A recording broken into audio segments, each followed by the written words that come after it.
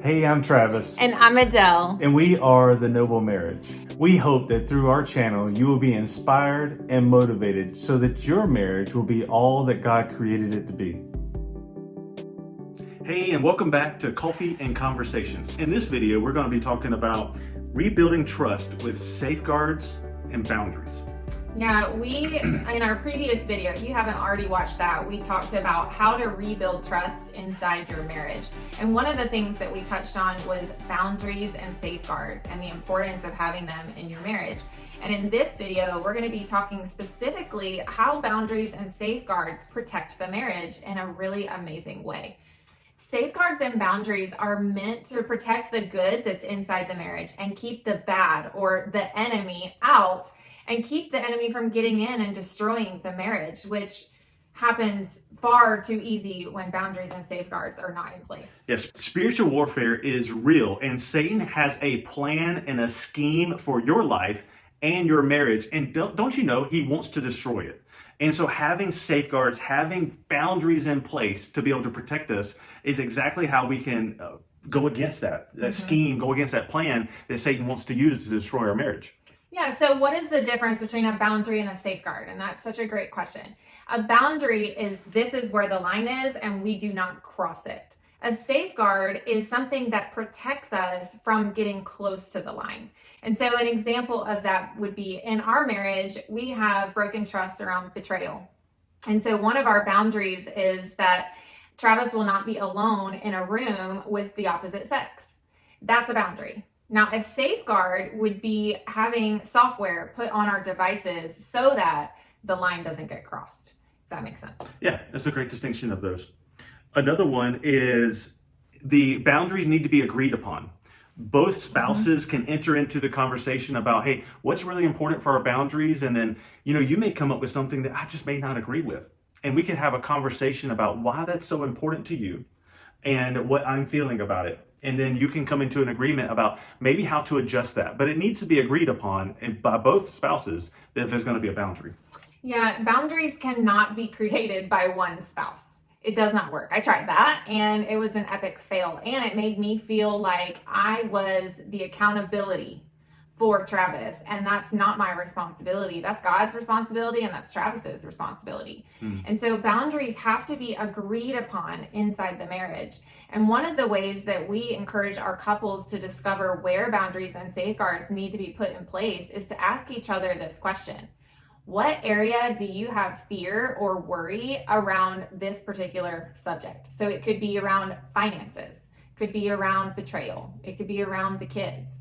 It could be around really anything, and you need to discover that within your own marriage, because where there is fear, the enemy has the ability to get into the marriage and destroy it. Yeah, that's good, because it says in the Bible, God did not give you the spirit of fear. It didn't say the emotion of fear, but the spirit of fear. That means that is a real demon spirit that has access to be able to control us. And God did not give us that. And so if that is there, there's something that's going on that may be It may be bothering you. And you need to be able to talk to your spouse about, hey, I'm really concerned about this area of our life. Let's work some boundaries into this so that it will help protect my heart and our relationship.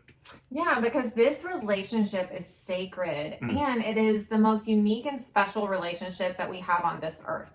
We have our teammate, our best friend, our partner to do life with. And so I want to keep the good in. I want to keep our intimacy at the best it can be, our connection, our friendship. All of those things are so good. And without boundaries, without safeguards, the enemy has the ability to get in and destroy those things. Yes. And if one spouse is not in agreement with those boundaries, wow, it gives even more of an opportunity for the enemy to come in and just wreak havoc. Yeah, I'm reminded of Ephesians 6:10. And Paul is talking about put on the full armor of God. And the reason is because you're going up against Satan's schemes, a detailed plan to destroy you. And so as a marriage, these boundaries are so important because there is a real enemy that wants to get in and take your marriage away. And this has the ability for us to be able to communicate with each other and be very effective in how we go about our daily life, how we make our choices. The boundaries really set us up for that. I really wish that we would have had boundaries and safeguards before we got married. Me too. Because I know without a doubt that it would have prevented us from some of the actions that we both took inside the marriage, where we crossed the line and didn't even know where the line was, and both of us went too far. And it's in literally all kinds of areas in our marriage, not just around being unfaithful. And so it's so important that you and your spouse have a good conversation around these topics to discover how can you protect your marriage from the world, other people, and the enemy. Yeah, it is for you. It is for you. It is not something that will take away from you or your relationship. It's literally for you.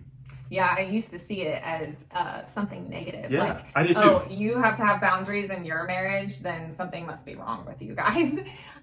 Because I saw it as rules or things we have to follow. But now I just see it a completely different way, because this is special to me and I want to keep it. Exactly. I want to keep it as amazing as it can be. And so why wouldn't we put safeguards in place? So I wanted to share some of the best practices. And this one in particular is talking around betrayal. But you can put any topic into these best practices and discover what's going to work for your relationship. I want to say that you're actually reading this from our online educational content. Yes, I am. This is one of the modules that we actually go over with our couples in our online course, because it is so important to discover what is that foundation that we're going to stand on for the rest of our marriage. Yeah, there's going to be a link right here that you can click on to get more information about that course. Go and check it out. So some of the best practices for safeguarding your marriage are having software for devices and your TV. This is something that has really worked for us. It gives me the peace of mind knowing that I can trust him on devices. There's a history of pornography in our relationship, and so it was important to me. I had a lot of fear around what is he doing on devices when I'm not around. Having a software there is a safeguard that prevents the line from being crossed, and so that really works for us. You may need to change your phone number.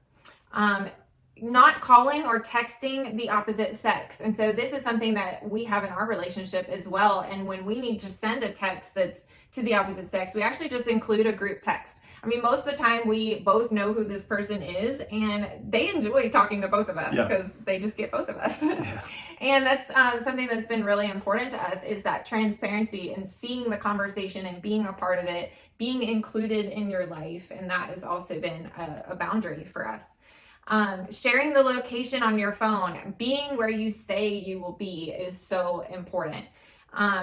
And this also works, like I said, it could be around your finances and broken trust. It could be around actions that you took that made your spouse feel betrayed, but maybe you weren't unfaithful.